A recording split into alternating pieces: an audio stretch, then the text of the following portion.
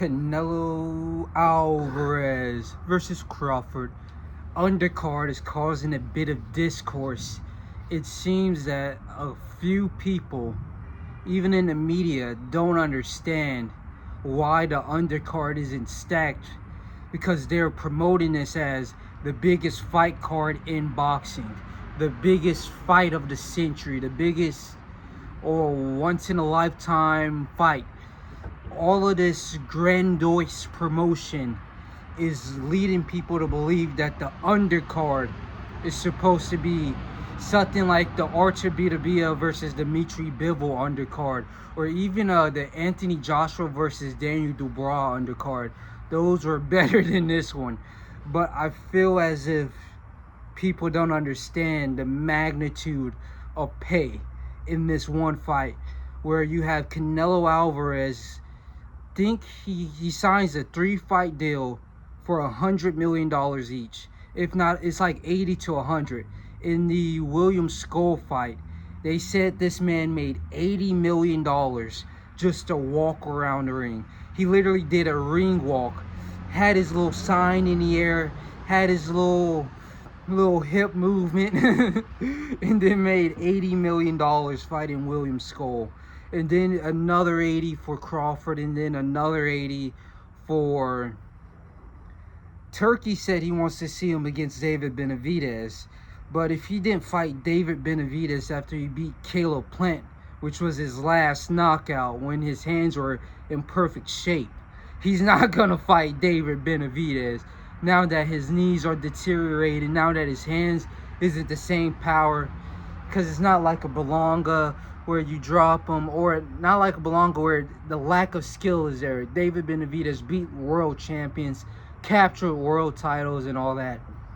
But the magnitude of this fight pay is the reason why the undercard is so underwhelming. Now, that doesn't mean the fighters are ass or trash. We just don't know who they are. And that's the whole purpose of it. We're not supposed to. This is supposed to be like a coming out party for them. This is the start. Is it actually the start of TKO Boxing League? This is their first event, pay-per-view event, not the Ring Magazine. Ring Magazine will be supporting TKO Boxing with their own Ring Magazine belt. I guess they're just gonna take that away from all the rest of the sanctioning bodies and leave it for TKO Boxing, or I don't even know, because the Boxing League is going to be separated. Sean Zittle even spoke about it if you want to go watch the press conference. But this is supposed to be the first card of TKO Boxing collabing with Ring Magazine. But it's important because all of the fighters are going to be like flooded into TKO Boxing League. There's supposed to be no name, unknown fighters, so they don't have to pay them shit. And that's why they're on this undercard, so they don't have to pay them shit. They already spent $80 million on Canelo.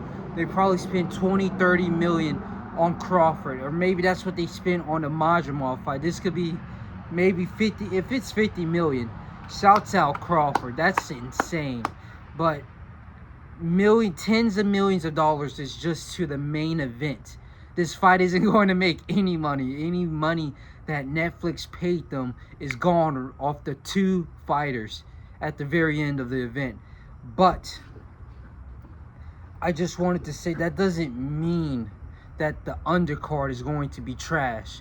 There's supposed to be unknown fighters that gets this press, like with the Jake Paul cards, where the first main card event is shitty, but then the undercards are actual real fights made to promote real boxing. This is similar to this, where we have the main event, but the main event draws eyes down to the undercard so we can figure out who's Lester Martinez. There's another dude named, I don't know any of the names on this undercard, but there's another dude named Crawford that I only remember because his last name is Crawford.